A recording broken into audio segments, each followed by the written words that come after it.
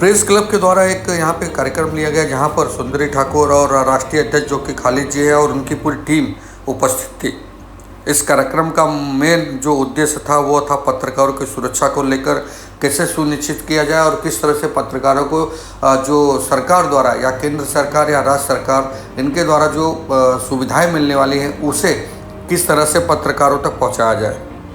इसी दरमियान जब राष्ट्रीय अध्यक्ष जो कि खालिद जी हैं वो पहुंचे थे मुंबई में, तो यह अंधेरी वेस्ट में कार्यक्रम लिया गया। यहाँ पर सभी पत्रकारों के साथ साथ जो प्रेस क्लब के मेंबर हैं, महिला विंग और पुरुष विंग के, उन सभी लोगों को यहाँ पे राष्ट्रीय अध्यक्ष जी के द्वारा यहाँ पे सम्मानित किया गया। और काफ़ी जो नए पत्रकार थे जिन्होंने आज के दिन यह कार्यक्रम में आए और उनका यहाँ से मेंबरशिप यानी कि कह सकते हैं प्रेस क्लब के मेंबर बने, उनका भी यहाँ से सम्मान और चिन्ह देकर और पुष्पगुच्छ देकर उनका यहाँ पे स्वागत सत्कार किया गया। एक बात तो यह जरूर है कि पत्रकारों के बारे में अगर कोई चिंता करता है या पत्रकारों के बारे में अगर कोई सोचता है तो वो है प्रेस क्लब, जो कि ये खालिद खान जी का है। इसी सिलसिले में मुंबई में आए थे और यह कार्यक्रम रखा गया था। आइए सुनते हैं कि खालिद जी ने क्या कहा अपने भाषण और अपनी विचारधाराओं को किस तरह से पत्रकारों के सामने रखा।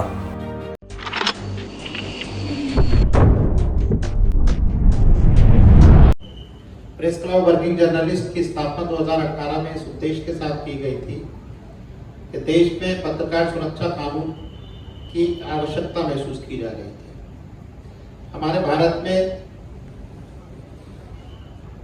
तमाम तरीके के कानून, चाहे वो डॉक्टर्स के लिए हो, चाहे पशुओं के लिए हो, चाहे दिगर्स के लिए हो, परंतु दुर्भाग्य का विषय कि आज तक आज़ादी के 77 साल बाद तक पत्रकारों के लिए कोई भी कानून आज तक नहीं बना। तो दुर्भाग्य का विषय कि सरकार इस ओर ध्यान नहीं देती। इसी वजह से हमने संगठन की स्थापना की।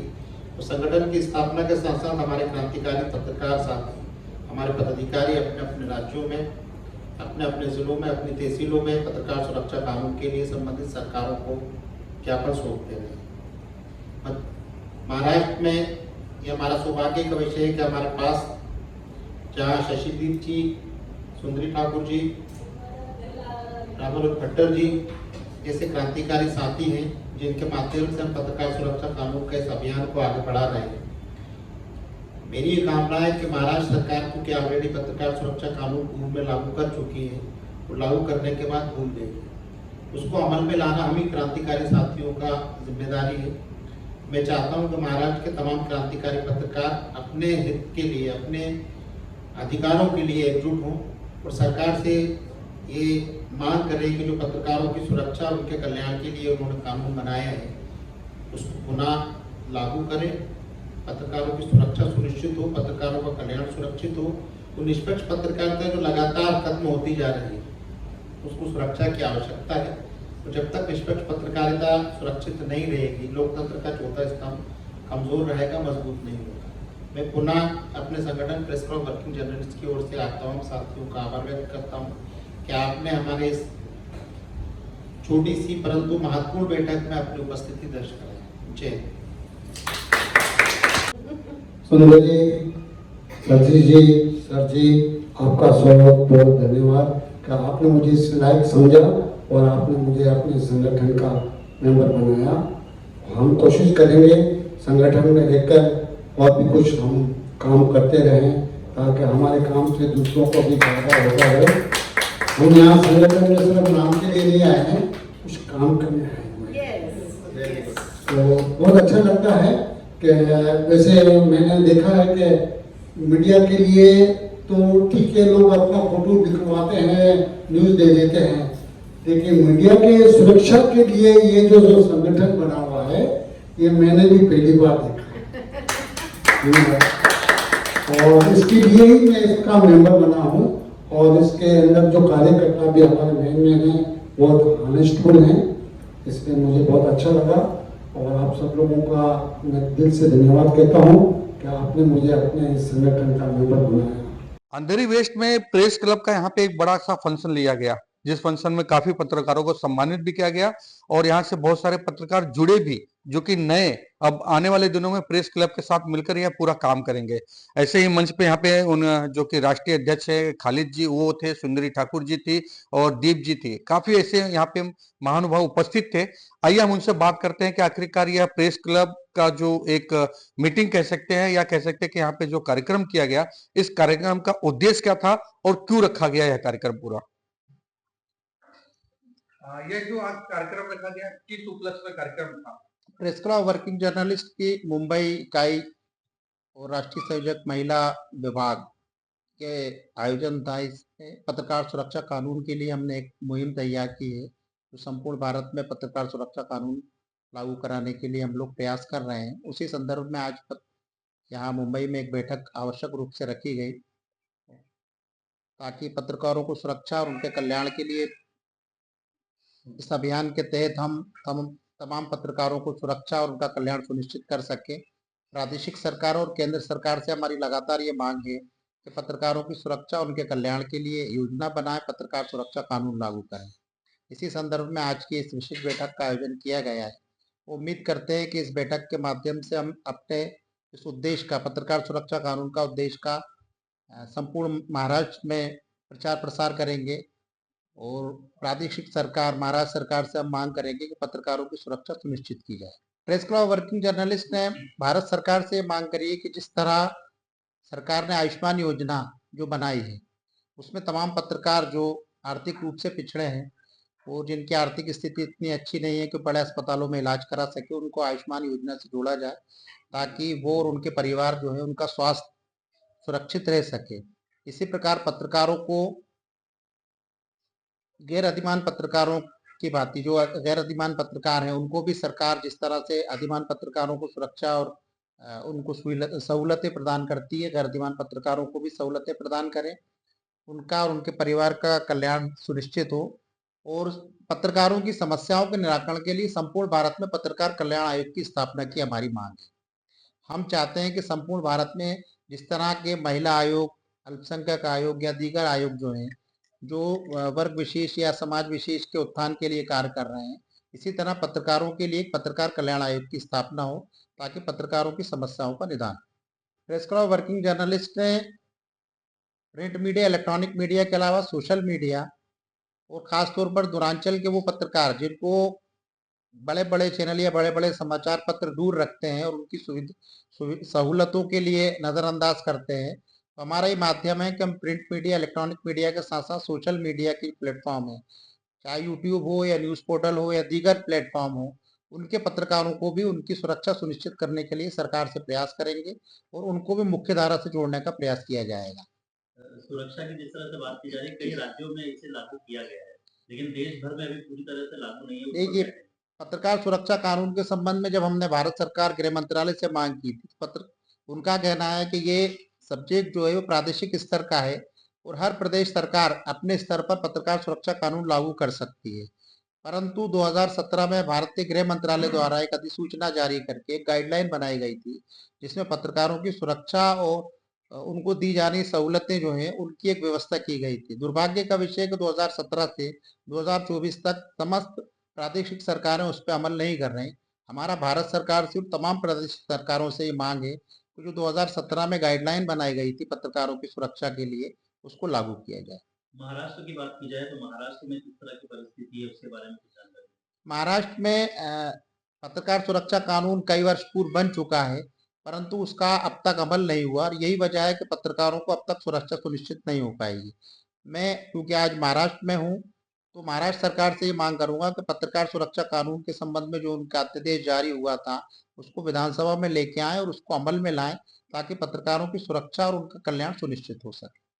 संजय जी, आप क्या कहना चाहेंगे, आपकी जुड़ी हुई संस्था से आज इतना बड़ा कार्यक्रम हुआ है, क्या कहना चाहेंगे?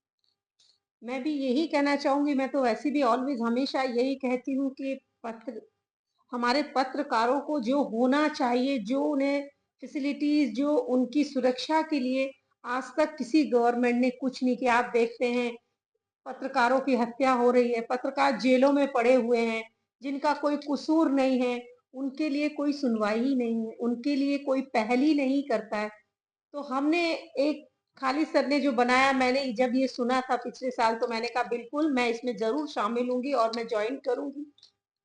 क्योंकि ये हमारे, मैं कहती हूँ ना कि ये हमारी जो मीडिया है ना, अगर ये नहीं जिस दिन रहेगी तो कौन क्या कर रहा है, सरकार क्या कर रही है, कौन क्या कर रहा है, पड़ोसी क्या, हमें नहीं पता लगेगा। एक हमारा जो मीडिया है ना, उससे ही हमें पता लगता है कि कहाँ क्या हो रहा है। जैसे कि अभी आपने पूना का देखा, काश अगर मीडिया ना होती तो आज ये चीज जो हो रही है वो ना होती, ये किताबों में बंद हो चुका होता। तो ये बहुत जरूरी हो गया है कि हमारे पत्रकारों की सुरक्षा और उनके लिए कुछ तो कानून भी बनाए जाएं, उनके दायरे में उनको भी लाया जाए किसी कानून के अंदर, क्योंकि उनकी आवाज से भी तो आज नेता उन्हीं की आवाज को करके वो भी तो उन्हीं की आवाज लेके चल रहे हैं। नेता भी तो मीडिया के बगैर वो बोलेंगे, कौन सुनेगा कमरे के अंदर।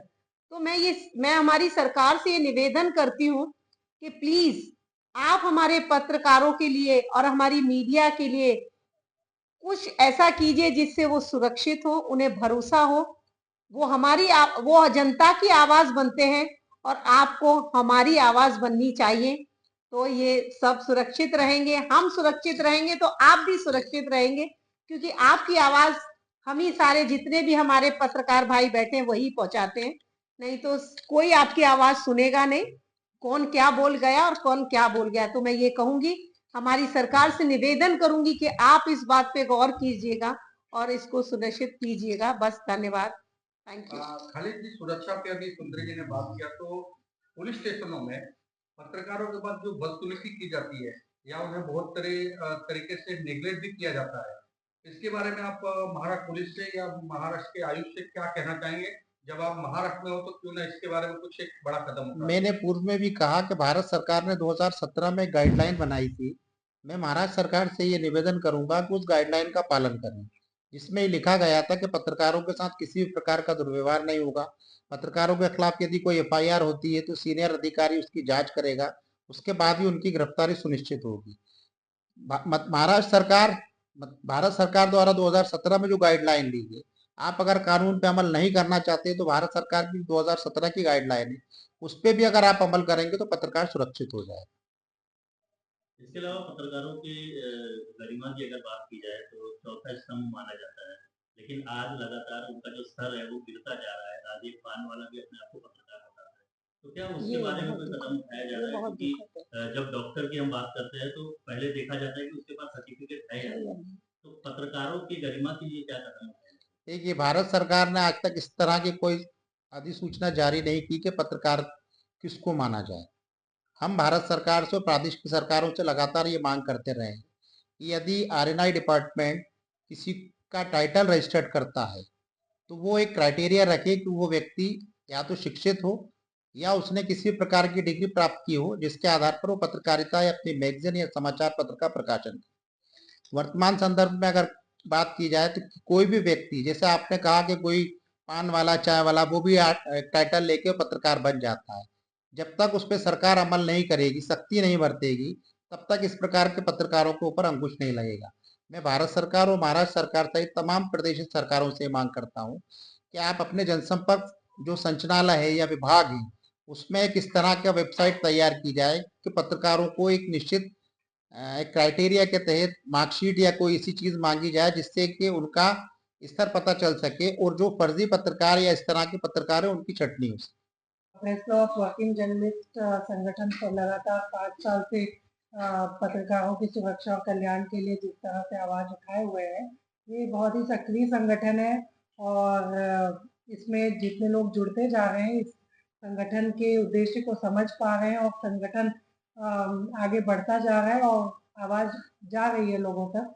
इस चीज के लिए मैं आप सबको अवगत कराना चाहती हूँ कि संगठन बहुत सक्रियता से काम कर रही है और आगे भी करेगी अगर ईश्वर ने चाहा और आप सबका समर्थन रहा तो। आज इस कार्यक्रम को सफल बनाने के लिए मैं आप सभी का हार्दिक धन्यवाद देती हूँ कि आज इस महत्वपूर्ण मीटिंग में आप सब सम्मिलित रहे यहाँ पर और यह कार्यक्रम आज सफल हो पाया। धन्यवाद सभी का, धन्यवाद, बहुत बहुत धन्यवाद।